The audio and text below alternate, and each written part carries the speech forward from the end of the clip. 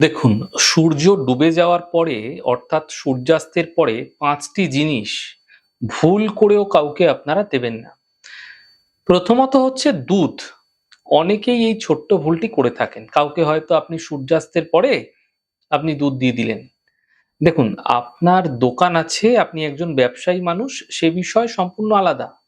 কিন্তু আপনি আপনার বাড়ি থেকে কাউকে দুধ দেবেন না সূর্যাস্তের পরে কখনোই। ভুল করেও দুধ দেওয়া উচিত নয়। এমনটি যদি আপনি করছেন তাহলে দেখবেন আপনার গৃহ থেকে অর্থ নাশ হয়ে যাবে।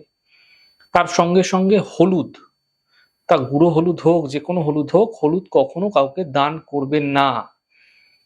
বাড়ি থেকে গৃহলক্ষ্মী চলে যায়। সংসারের মধ্যে দেখবেন একটা সবকিছুই আছে কিন্তু একটা অভাববোধ, এমনটি কিন্তু ভীষণভাবে হতে আপনারা দেখতে পাবেন। তাই ভুলেও হলুদ কাউকে সূর্যাস্তের পরে দেবেন না।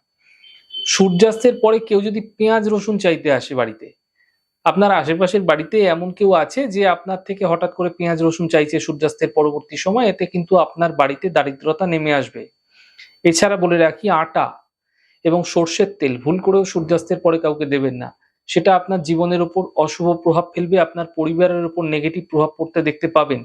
এবং বিশেষত যেটা বলে রাখি সেটা হচ্ছে, অনেকেই ধার চায় আপনার কাছে। আপনারা খুব কাছের মানুষ হলে আপনারা দিয়ে দেন। কিন্তু মাথায় রাখুন, যদি আপনাদের ধার দিতেই হচ্ছে কাউকে, তা দিনের বেলা দিন। আপনারা রাত্রেবেলা কাউকে ধার দেবেন না। অর্থাৎ সূর্যাস্তের পরবর্তী সময় কাউকে আপনারা ধার দেবেন না। এতে দেখবেন আপনার অর্থনৈতিক ক্ষেত্রে কিন্তু আপনি নিজেই সমস্যায় জড়িয়ে পড়বেন। একদম নিশ্চিতভাবে বলছি, আপনারা নিজেরা উপলব্ধি করতে পারবেন। তাই এগুলি মেনে চলুন, তা আপনার ক্ষেত্রে শুভ হবে।